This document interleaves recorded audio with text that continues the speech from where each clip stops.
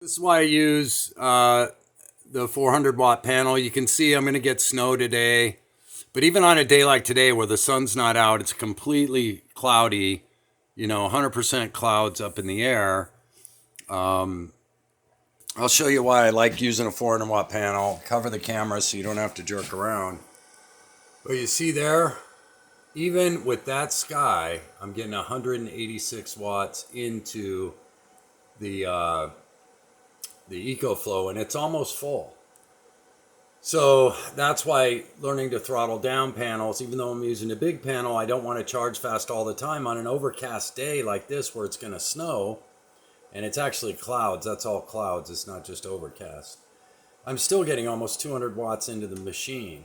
And I've charged both of my power stations to 100% with that sky out there.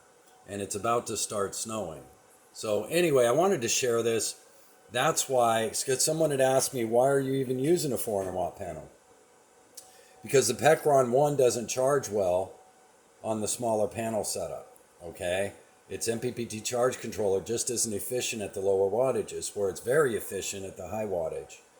And the EcoFlow, it doesn't care. It's very efficient. The charge controller in the EcoFlow is outstanding. That's all I can tell you, man. They are excellent. But here you can see 185 watts in with a sky like that out of there. So if I had a 200 watt panel set up, I'd be getting 25 watts into this, or maybe 50.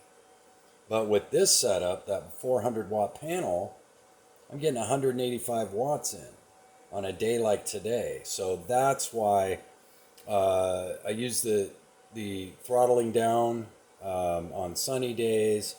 And it just gives me more good solar days where I can use my power stations even on bad days like today. Even when it rains, I'm still getting 100 watts out of that 400 watt panel most of the time. So anyway, just thought I'd answer that question and let people know why I do what I do.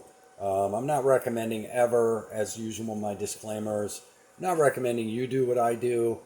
I'm just simply showing why I do the things I do and why it adds to my quality of solar experience. Just thinking things through, learning the math, how to control situations, stuff like that. And again, my disclaimer is don't do this at home. Do whatever you want. Follow your owner's manuals. Read, know, understand, ask for help from a professional if you need to. And get as much knowledge as you can about solar so you understand maybe why some of us do what we do. It may be, hard for some people to grasp, but then as we show you why we do these things, now maybe you get a little more understanding of what's really our purpose when we make these decisions. It's so that I have a better solar experience. More, your full Sundays are only about half. So by adding this panel, okay, to my solar experience with these stations, it's increased my solar productivity days by over 30 to 40%, okay? So that's the difference. I get many more days where I'm getting all my power from the sun without any worries whatsoever. Anyway, I hope you're all doing well. I hope life's treating you good. EcoFlow is here, is pulling in plenty of power to finish charging itself off. You can see we're at 99% and it's about done.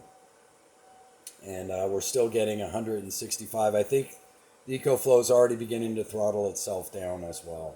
So isn't that nice? But again, as usual, my disclaimer, don't do what I do. This video is not advice of any kind. This is just what I do in my home. Please seek out the proper advice that is right for you by following your owner's manuals and talking to professionals in your life. Hope you're all doing well. Jim out.